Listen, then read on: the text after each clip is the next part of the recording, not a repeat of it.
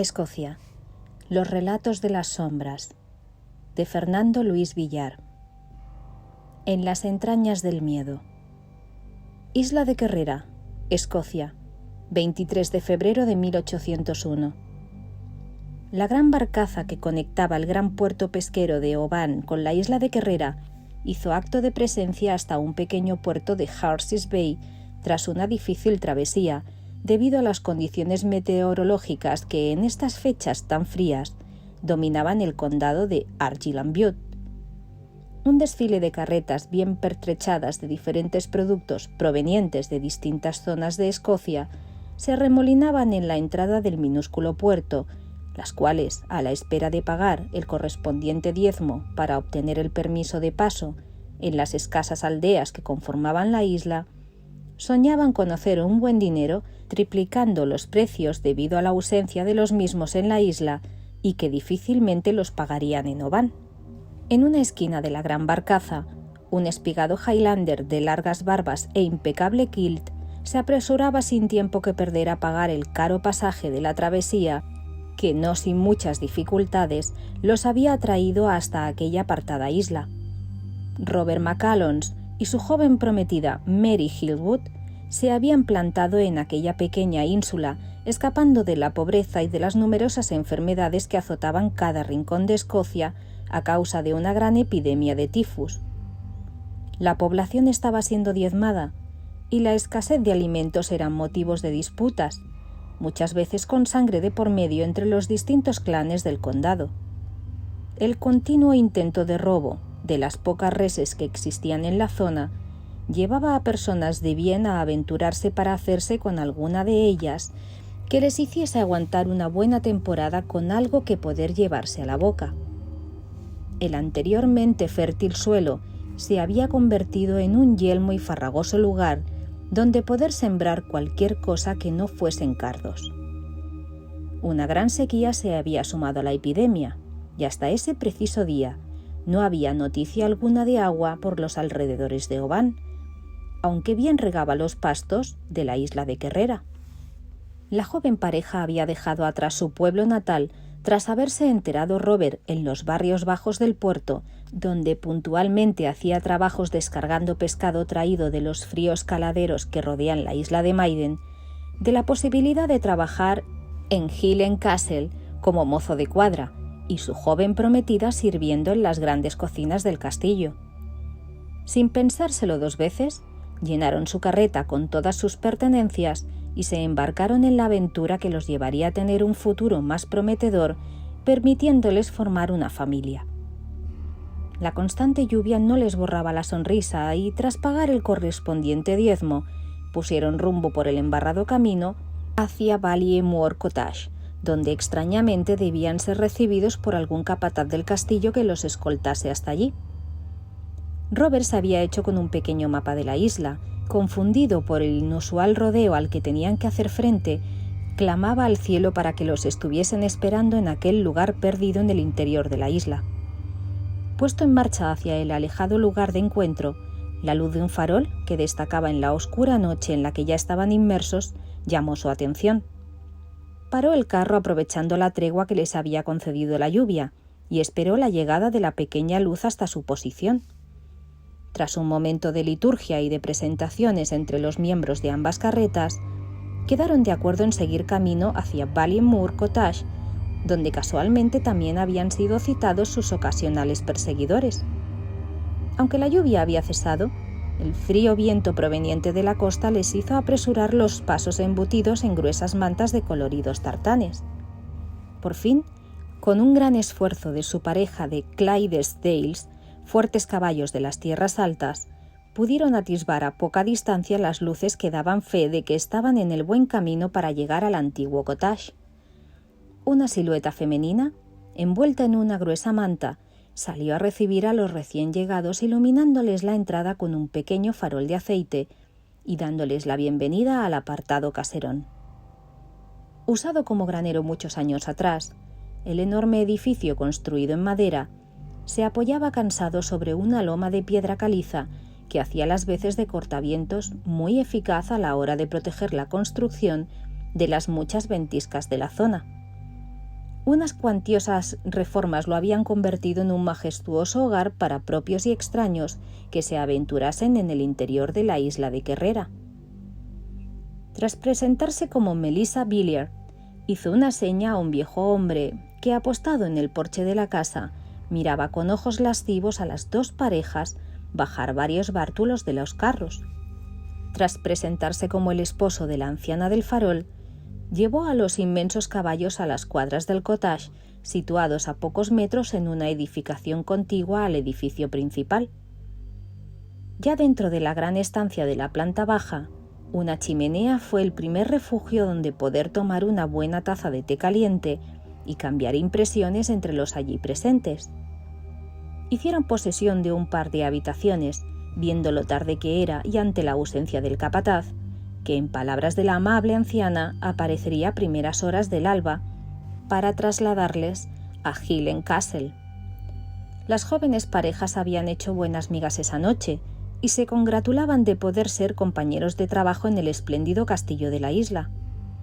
Un último trago al lado del fuego de un buen whisky que Robert había sacado de su bolsa fue el punto final de la charla para tomar cada uno el camino de sus aposentos. La noche corría apacible, solo rota por el graznido de los numerosos cuervos que por allí abundaban y que de vez en cuando armaban un pequeño revuelo, aunque insuficiente para despertar a los cansados viajeros. El viejo carrillón de la entrada sonó 3 chirriantes veces a la vez que un fuerte golpe, que hizo retumbar el suelo de la habitación de Robert y Mary, les hizo despertarse sobresaltados. El joven Highlander, preso de la curiosidad, llegó hasta la puerta y no dudó en adentrarse hacia el oscuro pasillo, vela en mano, ante las continuas negativas de Mary, que vio que su decidido acompañante hacía oídos sordos a sus súplicas. Ya había transcurrido más de media hora desde la partida de su prometido, y la joven, haciendo de tripas corazón ante el sepulcral silencio que allí se hizo, cogió una vela y se adentró por las entrañas del antiguo caserón. Unos metros más adelante de su habitación, mientras susurraba en vano el nombre de su prometido, pudo comprobar que sus pies descalzos se impregnaban de una viscosa sustancia que pronto reconoció como sangre aún fresca. Aterrorizada ante aquella visión, no dudó ni un segundo en abrir los aposentos de sus compañeros de viaje y ver la gran cama de matrimonio convertida en un inmenso charco de sangre sin que hubiese cuerpo alguno de por medio. Corrió como alma que lleva al diablo hacia su habitación y tras ponerse el vestido que horas antes lucía orgullosa junto a Robert, tomó la daga que su prometido siempre llevaba colgada a la cintura. Bajó las enormes escaleras que conectaban con la planta baja y pudo observar que un rastro de sangre se internaba hacia una estancia que, para sorpresa suya, no daba más que a un gran armario labrado con motivos celtas. El terror invadía su joven cuerpo, pero bien sabía que debía encontrar a Robert antes de marcharse de allí sin buscar explicación alguna a toda aquella orgía de sangre en la habitación de sus seguros malogrados compañeros de viaje. Un leve ruido llamó la atención de Mary, que rápido localizó y que provenía del interior del gran armario. En un segundo de duda llegó a pensar que su aterrorizado cerebro le estaba jugando una mala pasada y que todo era un macabro sueño. Pero armándose de valor, daga en mano, abrió con sigilo el enorme mueble que extrañamente estaba vacío. Un pequeño charco de sangre en el suelo del armario le hizo comprender que estaba sobre la buena pero aterradora pista. El fondo dejaba entrever un pequeño haz de luz, afianzando la idea a la joven que detrás podía haber una especie de estancia secreta. Empujó con suavidad la tabla que hacía las veces de puerta, y al instante un olor nauseabundo embargó todos sus sentidos. Quería gritar, pero la certeza de ser descubierta se lo impidió, y no tuvo más remedio que ver con ojos horrorizados una imagen que jamás se le quitaría de las retinas. Los cuerpos desnudos colgando del techo de lo que parecían las entrañas de la montaña de sus otrora compañeros de viaje yacían desangrándose con varias partes de su cuerpo amputadas y situadas encima de una especie de ahumadero casero de carne. Un súbito vómito salió de su garganta, para renglón seguido adentrarse en busca de Robert, que a su entender seguro que había sido capturado por quien fuese que hubiese hecho aquella barbarie. El aire se hacía cada vez más irrespirable cuanto más se internaba en aquella inmunda cueva, pero el cerciorarse de que su prometido se encontraba bien le hacía sacar fuerzas desde lo más profundo de su ser. Bien sabía el hambre que azotaba en esos tiempos, pero no le entraba en su cabeza qué clase de demonio era capaz de matar a personas humanas para a continuación comerse su carne. Huesos humanos se esparcían por todos los rincones de la enorme cueva, teniendo como centro principal una especie de altar hecho con calaveras amontonadas una tras otra. El estado de pánico de Mary se hacía patente en el continuo temblor que sentía en todo su cuerpo, en especial sus manos, con las que apenas podía sujetar la pequeña daga que llevaba a modo de defensa. Según avanzaba, podía oír pequeños ruidos al final de la gran estancia que le recordaban los días de su infancia, cuando ayudaba a su anciano padre a colocar los leños de madera encima de un tocón para abastecer de leña su humilde casa. Se parapetó en una esquina para otear, al resguardo de la excavada caliza, y sus ojos no dieron crédito a lo que estaba sucediendo ante ellos. Robert, su prometido, colgaba de un afilado gancho libre de sus extremidades y con síntomas de aún estar vivo, desangrándose encima de un infecto desagüe que expelía, aún más si cabe, un olor que apenas podía evitar tapándose la nariz con su vestido. La horrible visión de su prometido hizo que un pequeño grito de horror alertase a la otrora amable Melissa y a su extraño marido, que con tanta indiferencia los había recibido a su llegada. Envueltos en la sangre de Robert y con diferentes afiladas herramientas en sus manos, empezaron una persecución en la que Mary, más joven y ágil, contaba con una clara ventaja a la hora de huir de aquel agujero de Satanás. Mary deshizo sus pasos hasta la salida del cottage, consciente de que la ventaja que tenía con la anciana pareja a cuenta de su juventud la perdía al verse sola en aquel oscuro páramo y a merced de Dios sabe qué alimañas abundarían en la zona. La imposibilidad de hacerse con un farol en su huida, ya que revelaría su posición, aumentaba más si cabe su estado de terror a la hora de escapar lejos de aquellos monstruos. Su única posibilidad residía en llegar hasta los establos y hacerse con una montura que la llevase de vuelta hacia el puesto de la barcaza, y allí informar de los horrores que ocurrían en Ballymore Cottage, y para su consuelo poder reclamar el cuerpo de su prometido. A su espalda oía los enormes gritos que infligían la anciana pareja, a los que aún aterrada y haciendo oídos sordos, respondió valientemente a lomos de un gran Clydesdale que había logrado sacar de los establos. Salió al galope siguiendo el camino que los había llevado hasta allí, confiando ciegamente en el instinto de orientación de su montura. Viéndose a salvo de la anciana pareja, que aún podía distinguir a la luz de un farol delante de aquella gran casona, hizo un alto en el camino para poder asimilar todo aquel horror que momentos antes había visto en aquel lugar maldito. Ensimismada por los terroríficos hechos acaecidos, había descuidado por un segundo a su montura, que, ajena a su pánico, se había alejado una decena de metros al lado de una pequeña hondonada en la que se podían intuir buenos pastos.